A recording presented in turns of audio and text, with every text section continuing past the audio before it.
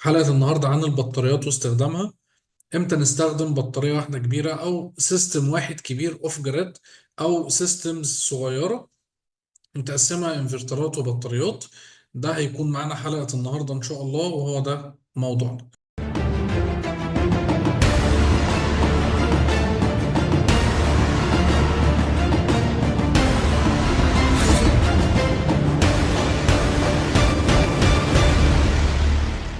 السلام عليكم جميعا، اهلا وسهلا بكل مشاهدين حلقات ايكو الرمضانية. الموضوع كاختيار مش عشوائي ابدا.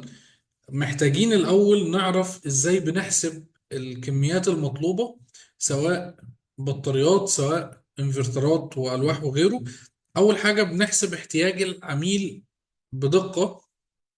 بنجيب الانرجي بير داي، عنده أجهزة، كل جهاز بيستخدم الباور بتاعته قد إيه، وكمان كام ساعة في اليوم.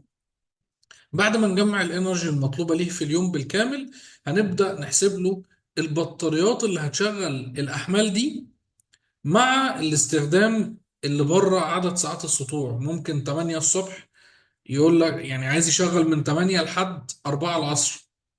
طيب في معانا كده ساعات مش موجودة في عدد ساعات السطوع، زي من الساعة 8 للساعة 10 ومن الساعة 2 للساعة 4. دي محتاجة تحسبها على بطاريات. فأي عدد ساعات بره عدد ساعات السطوع لازم يتحسب على البطاريات. ثم نحسب الألواح اللازمة لشحن البطاريات دي مع مجموع، بنجمعها على الألواح اللازمة للشغل النهاري. كده خلاص جبنا البطاريات، جبنا الألواح اللي هتشحنها.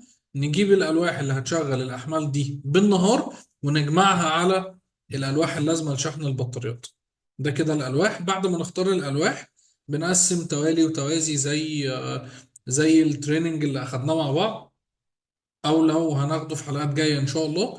بعد ما بنخلص بنختار الانفرتر بالبلت ان كنترولر تشارجر. ده كده حساب طريقه، حساب المكونات اللي بقدر استخدمها في الاوف جريد. نرجع بقى لسؤال الحلقه الاساسي، موضوعنا الاساسي النهارده: نختار 10 بطاريات صغيره ولا بطاريه واحده كبيره؟ الموضوع مش بطاريه، هو سيستم على بعضه. هنختار سيستم واحد كبير يشغل الأحمال كلها، ولا سيستمز صغيرة؟ ده كل سيستم ليه مزايا وليه عيوب. السيستم الأولاني لو هختار سيستمز صغيرة، ليه مزايا إن هو أسهل في الصيانة. الأحمال بتتوزع على مجموعات أصغر، فلو مجموعة فصلت بقية المجموعات شغالة. طيب ايه عيوب السيستم ده؟ عيوب انه توصيلاته كتير، لازم مراعاة في التركيبات زي ما احنا شايفين قدامنا حاليا. لازم التركيب يبقى اكيوريت، مفيش اخطاء. اللي بياخد كابلات كتير، مفيش بلاج، مفيش بلاج ان اوت، كلها توصيلات وكلها ترمينيشن. ده كده بالنسبة لمزايا وعيوب السيستم الصغير. طيب بالنسبة لمزايا وعيوب السيستم الكبير اللي هو سيستم واحد على بعضه: كفاءته أعلى لأن مفيش كابلات كتير، مفيش لوسز. يعني اللوسز موجودة بس أقل شوية. لو لنفس حجم المحطة فالمساحة بتبقى أقل. لكن فيه عيب خطير جدا، إن لو حصل عطل في السيستم كله لازم يتصين، مفيش بديل أو مفيش ريليابيليتي. بالنسبة للتركيبات، والسيستم الواحد على بعضه بيبقى وزنه ضخم، ليه دايمنشنز كبيرة، فمحتاج تجهيزات معينة في النقل وكمان في التركيبات. ده كده المزايا والعيوب بالنسبة للسيستمز الصغيرة، والمزايا والعيوب بالنسبة للسيستمز الكبيرة.